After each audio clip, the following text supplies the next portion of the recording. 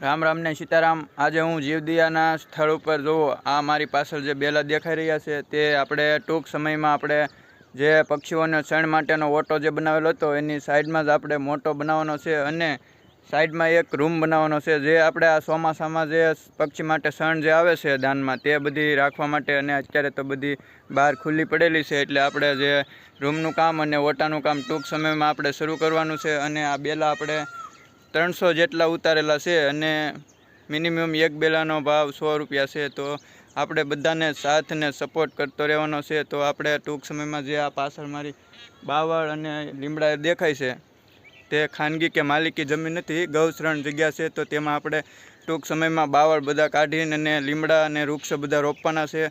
અને બીજી વાત તો જે આપણે યોગદાન આવેલું હતું પિંજરાનું તે પણ પિંજરા આપણે બનાવેલા જ બધા તૈયાર પડ્યા છે। તો ચોમાસામાં વરસાદ થાય અને વૃક્ષો રોપી અને આપણે પિંજરા પણ નાખી દઈશું।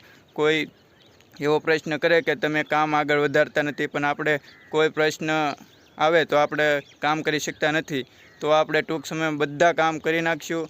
અને બધા સાથ અને સપોર્ટ કરતા રહેજો થોડો થોડો, તો આપણું આ સેવાનું કાર્ય આગળ વધી શકે। એક વિડીયો શેર કરી દેજો। જય મસ્તરામ।